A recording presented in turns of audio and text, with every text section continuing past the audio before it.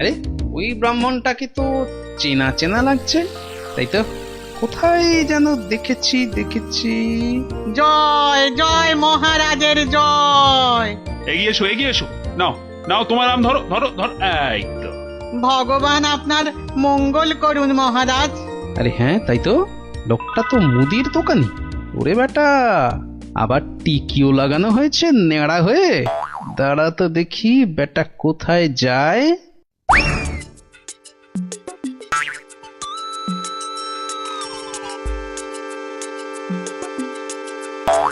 ওহো, আচ্ছা, তাহলে তলে তলে এই খেলা চলছে।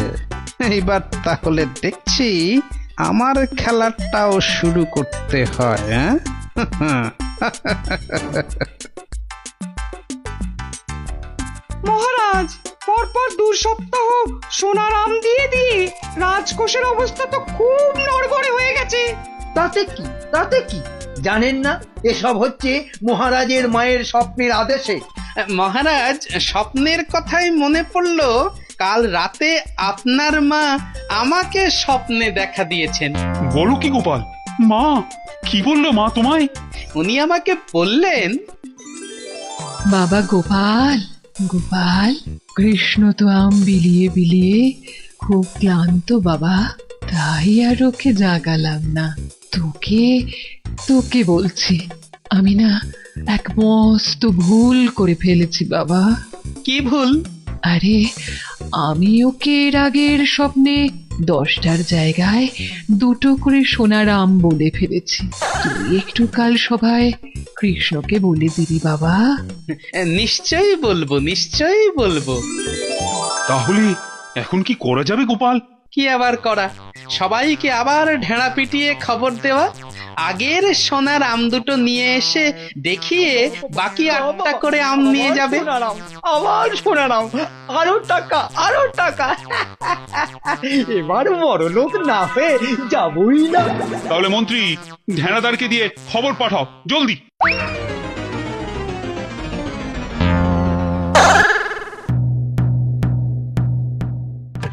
কই গো, তোমার আগের আম দুটো কোথায়? এই যে। কিন্তু বাকি সোনার আম নিতে গেলে যে পিঠে গরম শিকের ছাঁকা খেতে হবে। ওরে বাবারে, আমি পারবো না।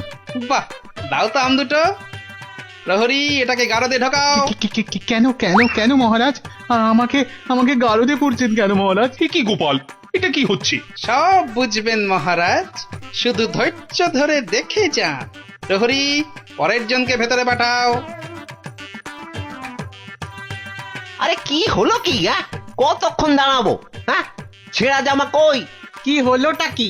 আমাদের কি আর বাকি সোনার আম নিতে হবে না? কি হলোটা কি? যারা গেছে তারা ফিরছে না কেন? আরে জামা দিতে না পারলে আমাদের টাকা ফেরত দাও। ও টাকা তো আগের টাকা। ও সব আমরা জানি না। হ্যাঁ, ও সব আমরা জানি না। টাকা দাও, টাকা। আমার কাছে টাকা নেই। কি টাকা নেই? মামদোবাজি? মামদোবাজি? দেবো, মাথায় গাঁটটা মেরে মাথা ঘুরিয়ে দে তো, দে মাথাটা ভালো করে আলু করে দে তো, দে। আরে ঘটা, হাওয়া খুব খারাপ, আমি ভাই পালাচ্ছি।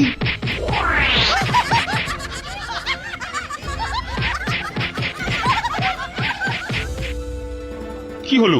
আর লোক নেই কেন? আর আসবে না মহারাজ। কেন? দুটো শনিবার তো কত লোক এসে সোনার আম নিয়ে গেল। কি করে আসবে মহারাজ? ছেঁড়া জামাই তো আর নেই, কি পরে আসবে? মানে? তাহলে চলুন মহারাজ, দেখবেন, চলুন।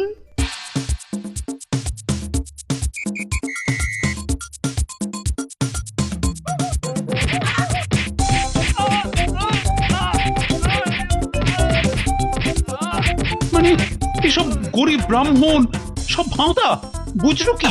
তাহলে আর বলছি কি মহারাজ? দাঁড়াও বেটা মন্ত্রী, আগে ভালো করে ওখান থেকে মার খা, তারপর আমি ওকে মজা দেখাবো। কিন্তু সোনার আমগুলো তো আর ফেরত পাওয়া যাবে না। সেপাইদের বলা আছে একটু পরে ওই সমস্ত লোকেদের ধরে আম কেড়ে নিয়ে আসবে। বেশি আমের লোভ না দেখালে ওরা তো কেউ আসতো না মহারাজ।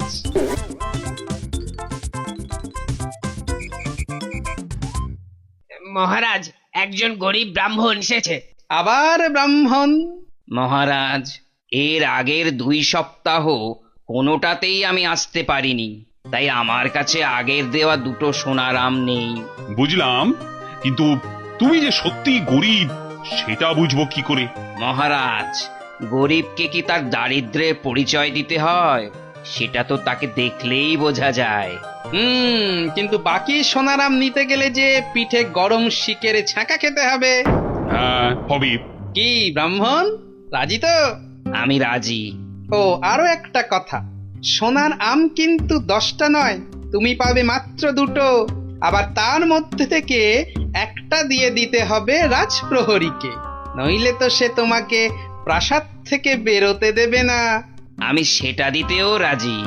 শুধু তাই নয়, ওই বাকি একটা আমের অর্ধেক আবার দিতে হবে আমাকে, আর বাকি অর্ধেকের অর্ধেক তোমাকে দিতে হবে রাজপণ্ডিতকে, বাকি অর্ধেক দিতে হবে সভাকবিকে, আর শেষ অর্ধেকের অর্ধেক দিতে হবে রাজবৈদ্যকে। তাহলে আর ব্রাহ্মণ কি পাবে? পাবে মহারাজ, পাবে। একটা অন্তত সোনার মোহর পাবেই। আমি তাতেই রাজি। বেশ, তাহলে গরম শিক আনো। গোপাল, কি ব্রাহ্মণ, তৈরি তো? হ্যাঁ, একটি সোনার মোহরের জন্যে আমি আমার জীবন পর্যন্ত বাজি রাখতে রাজি। তাহলে প্রহরী লাগাও ছাকা। ঠাকুর, রক্ষে করো।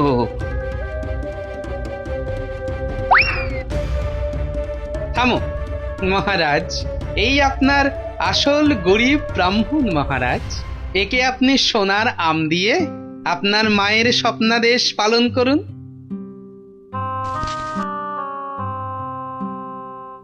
কিন্তু তোমাকে দেওয়া মায়ের স্বপ্ন? সে তো আপনার ভুল ভাঙানোর জন্যে মহারাজ। সত্যি গোপাল, সত্যি তোমার তুলনা নেই। তুমি আমাকে এক ভীষণ বড় ভুলের হাত থেকে বাঁচালে, কৃষ্ণনগরকে বাঁচালে। ধন্য, তুমি সত্যিই ধন্য। জয় জয় গোপালের জয়, জয়।